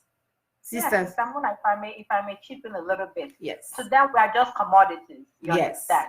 We are commodities. We are, planted in such a way that, they have to tell us when to breathe, whatever we need to do.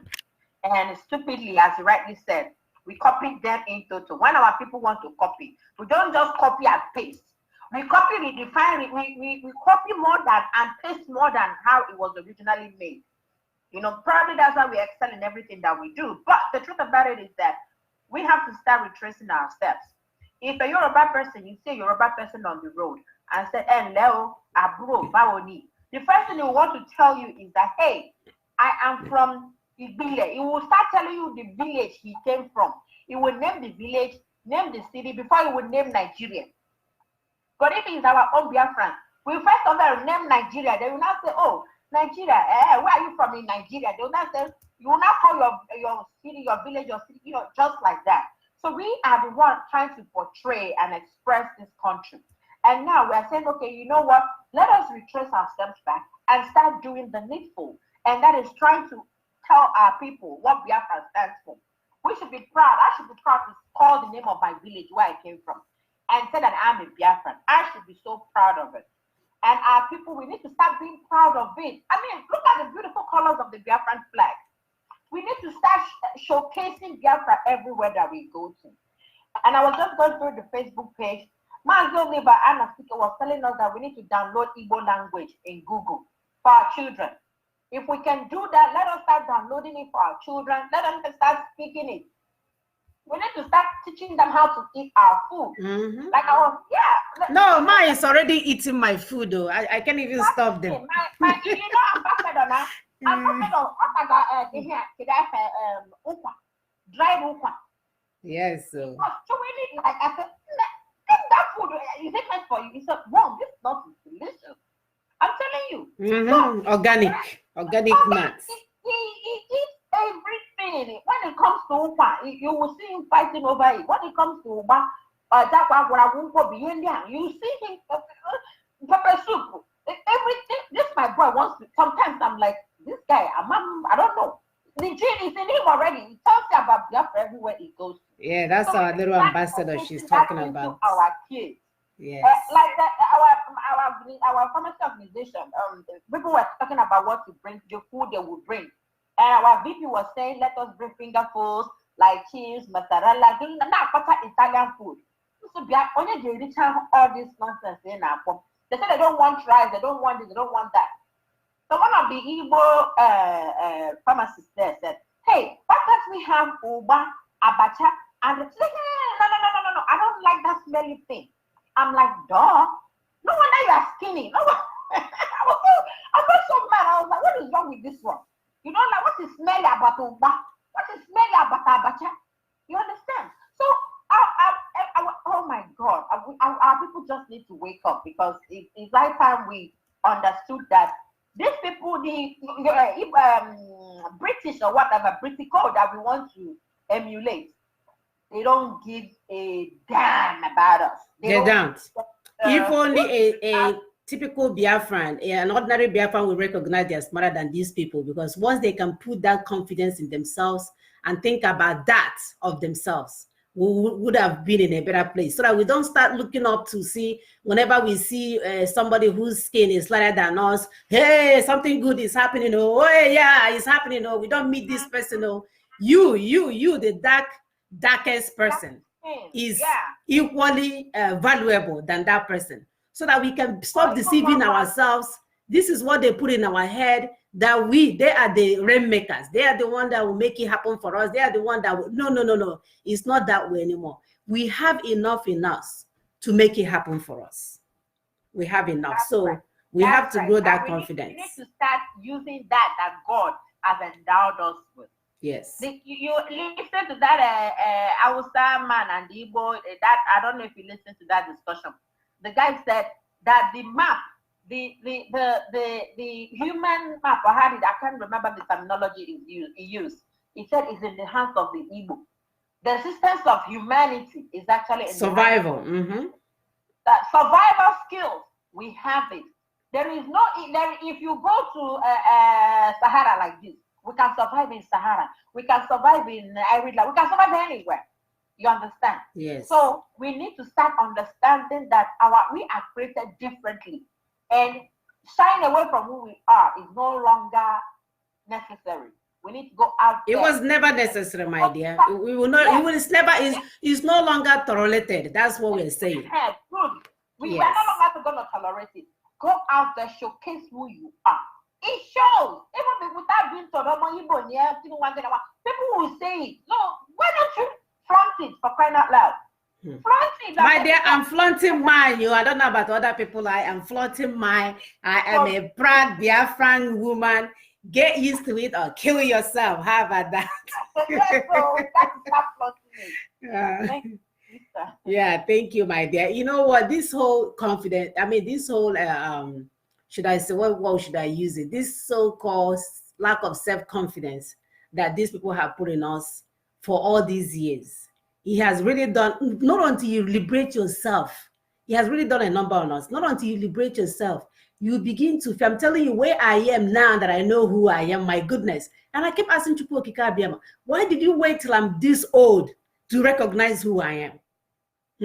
So my goal now is to push my children to recognize who they are at a younger age.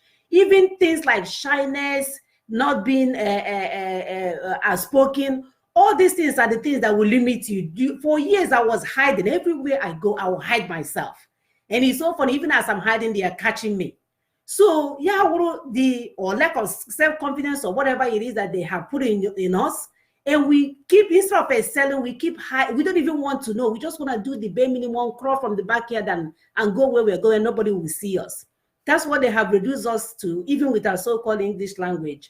I remember the first time I took my children home, they have allergy problems. Here, every time we are giving allergy this, they're getting shot, they're getting AP pen, this. So when we went home the first time, we shipped everything home. Even water, we shipped everything home thinking, oh my God, they're in America and they're having all this allergy. Imagine if they go to the zoo country, they will die. Lies. I packed my AP pen for a shot because every now and then my secondary especially, she will get it. Do you know we got home with all our so-called water and also called pharmaceutical medications and all these things. These children went home and we have gone to my village to visit my parents and we left them home. And when I came back, my son was swimming. He thought Aja was swimming pool. He was swimming in a swimming pool. You know, with Aja, he has turned into, I didn't even recognize him. He turned into one of the village boys. I said, oh my God, this is it. He's gonna die. This one, AP pen. Do you know nothing happened to that boy? They gave them all the food we were saying don't give to them. Nothing happened to them. Do you know it was American food that was giving them the allergies, not what we are eating? And I was busy all along trying to give them, when you go to see a pediatrician, they say, hey, don't give them this, give them this. And I was giving them all the food the pediatrician was recommending. My daughter, especially the second one, she will wake up with puffy face, puffy eye, puffy everything. And then they will turn around and give you steroid to give up for treatment. And we're doing all of this thing. That's when I realized, I said, oh my God, all this time I was thinking the Westerners' food are the best food for our children and not our food. My dear, that was so many years ago. I made that realization. I was telling everybody, I said, please don't ever think our food is bad. There is nothing wrong with our food. These children went and survived. They did not have, we were there for 2.5 months. They did not have even one allergic reaction. And here on a December, mind you, there is dust everywhere. Not even any allergy. Eating whatever the village woman will give them, everything, nothing happened to them. But they will come here, I will drop them up to daycare. If they eat so-called food from daycare, they will blow up. So the point that I'm trying to make is that they have put things in us for us not to value what we have. That people will go to a meeting and you will say, bring over, they will say, hey, I'm not going to eat that smelling thing. All the things they are giving you with a GMO, that's why by the time, you know, even with all your fancy stuff, you start having diabetes. But I have a friend here who's from not illiterate, Akwa Ibom. This woman, Sister Regina will eat her fufu, or she will eat her rice, or she will eat her G. She doesn't touch anything American. I met her 20-something years ago. Whenever you see Sister Regina, she looks just like herself. Go and check those ones that are eating Kentucky Fried Chicken. Sister, no offense to your Kentucky Fried Chicken. Go and check. I'm not eating on the Go and see them. You will see them fighting with weight. You will see them fighting with diabetes. You will see them fighting with all kinds of stuff, depression. My people, let's start growing that confidence, self-identity, knowing our culture, liking who we are, eating our food, embracing everything about us. Chukwu Okike Abiyama knew that it will make our body well. He knew it will go well with our DNA. He knew it will go well with our blood. And that's why he gave it to us. It's indigenous to us. Why are we leaving our food now? Why are we leaving our culture now to go and embrace other people's culture? Please, we are asking you guys to use this platform to begin to recognize wherever you have gone wrong. I know I have done so many things wrong because I didn't know who I am. For us to start recognizing who you are. And people, I feel like people like me better now, really, because I'm honest. In my office, people, if they want honesty, they will come to my door and knock and ask me for my opinion. And people like who I am now, unlike when I was faking it to like everybody, for me to be their friend or whatever I think I was doing at that time. People love honesty. They like your authentic self. I think that is the word that I'm trying to use. They like your authentic self. Americans appreciate your authentic self. When they know who you are, they like you better than when you're faking it. So my people, they have done a number on us. We know that this is not our own doing. By the way, our viewers from other places, please forgive us. This was done by colonial master from England and the rest of the Western world. They came and destroyed our people and made us not like who we are. and we are struggling through it. A lot of our brothers and sisters are struggling through it, and our goal today is to make them aware.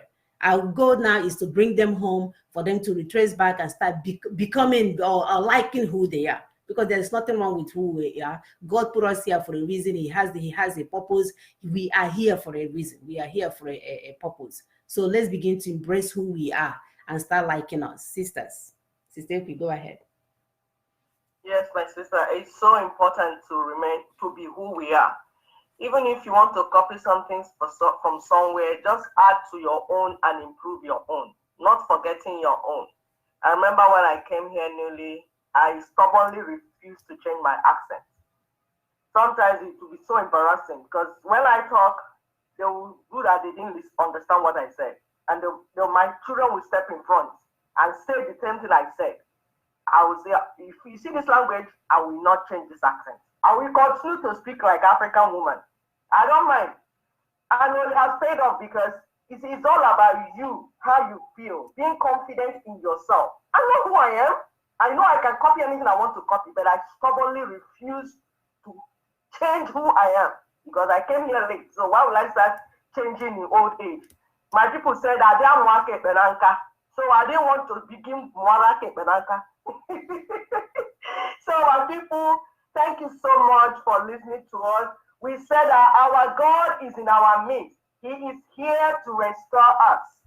This is a season of restoration. If you have lost anything because of where we got to and where we went to, this is time to begin to redeem it. This is time to allow yourself to be restored. You see, we're going to rise from the ashes. Biafrans will arise from the ashes. We are here to take back what was stolen from us. Our language was taken, our food was taken, our land was taken, everything was stolen from us. It was. Our identity taken. We knew who we are, we forgot who we are. So that we know that our land is blessed. We know that we are blessed by Chukwu, and we are here to take back what is ours. Death and poverty will no more define us. Death and poverty will no more define who we are. We are a blessed people. So we will arise as a people in unison to say no to evil, to say no to tyranny, to say no to hatred and wickedness. Others did it. It is now time for Africa. It is time for Africa to be restored. In Biafra, Africa died. In Biafra rising, Africa will arise. So we are here to propagate the gospel of Biafra. We are here as women of Biafra to say it is time for Biafra to arise. It is time for Africa to arise. Anywhere you are hearing the voices of these women, know that you have a stake in the restoration of Biafra. And now is the time. Remain blessed as we meet again next week. Chukwu bless you. Please say Chineke. Sister Augusta, your closing statement. Yes, Sister Mona, we are the royal priesthood that has been talked about in the Bible. We are who we are. God has endowed us. We should not forget that. We should be able to flaunt it. Flaunt it in the riverside, flaunt it in the airspace, flaunt it everywhere. Show it to the world who you are. There is no shame in that. There is no shame in that.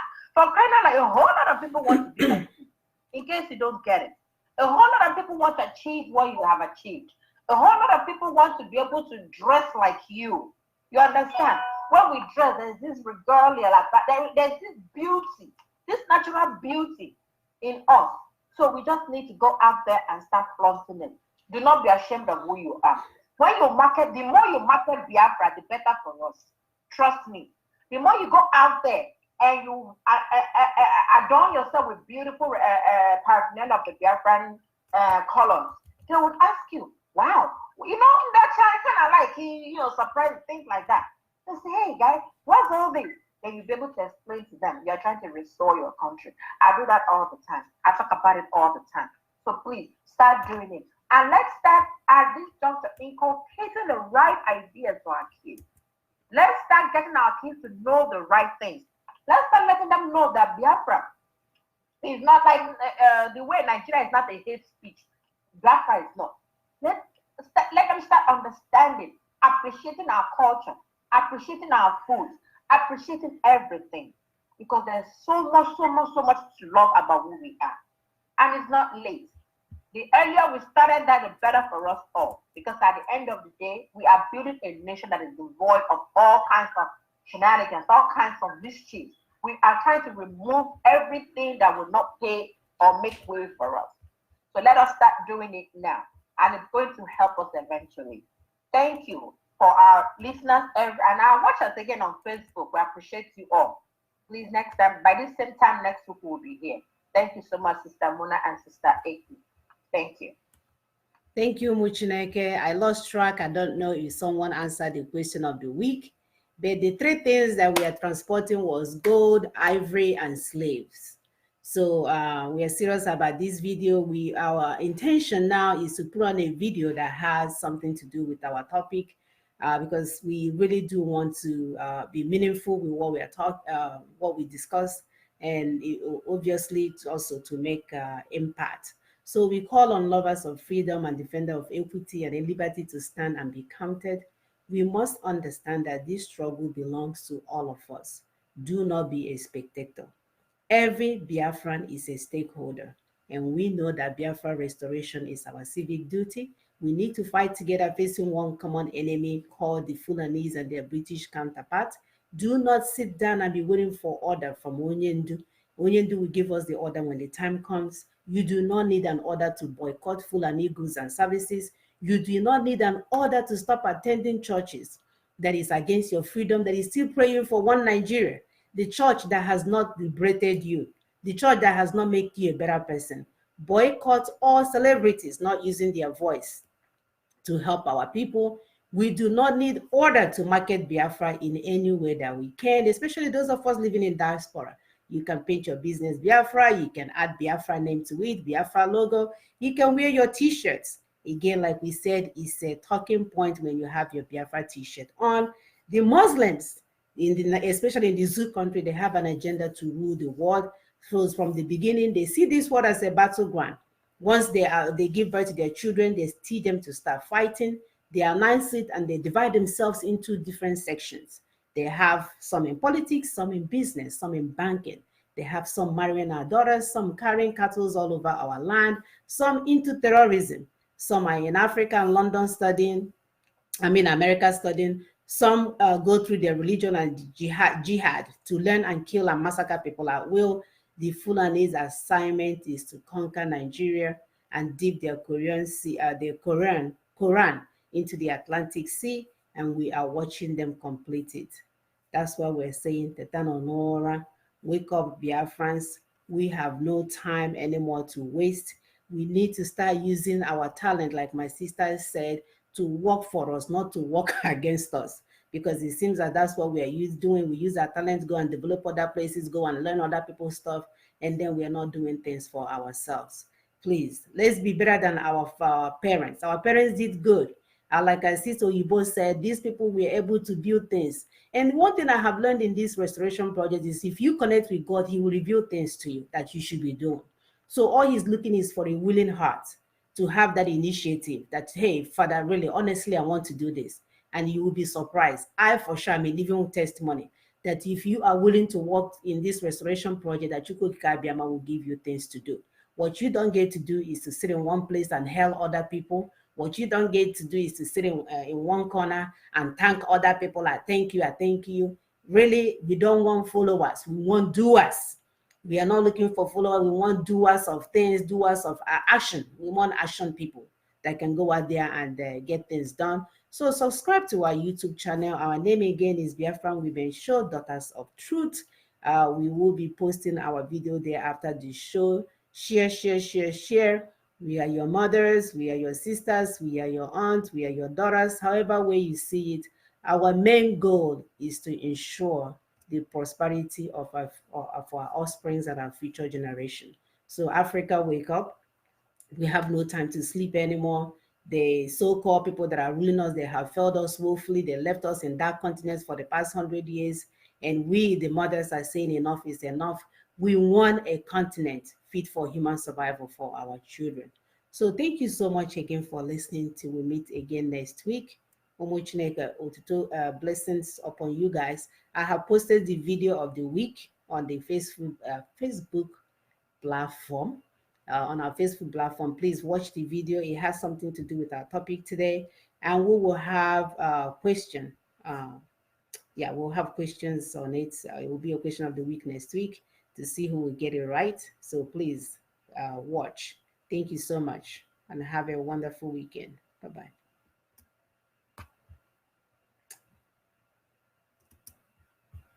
And I am trying to play our song. That's the wrong one. I like this music. I have to get it wrong, right. Wrong one again.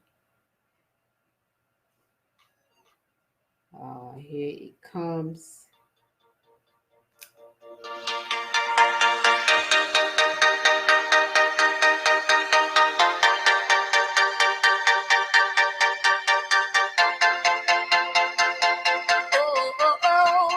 Biafra, Biafra, na na na, Biafra, Biafra, na na, say Biafra, Biafra is alive. I've got a message to tell the world. Every race, every language, please answer when I call. I'm called to be the voice of the voiceless, hope of the hopeless, love and sanity, defend humanity, cause this is how it's meant to be. Nobody can keep us down until we have freedom at last. Biafra will become a star in the world. Nobody can keep us down until we have freedom at last. Biafra will become a star in the world. We need to build a future where the rich and poor, the young and old is one. Let's build a nation where everyone is treated as equal. We need justice, fairness, peace and harmony, love and dignity, defend humanity, cause this is how it's meant to be. Nobody can keep us down until we have freedom at last. Biafra will become a star in the world. Nobody can keep us down until we have freedom at last. Biafra will become a star in the world. So every nation who believes in freedom, come and help us. We cannot do it alone. We don't want war. We just want our own. Nobody can keep us down until we have done at last. Biafra will become a star in the world. Nobody can keep us down until we have freedom at last. Biafra will become a star in the world.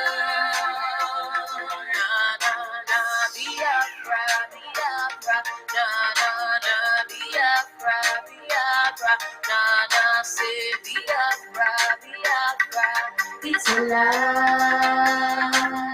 Oh oh oh, na Biafra, Biafra, na na na, Biafra, Biafra, na na, say Biafra, Biafra, it's alive.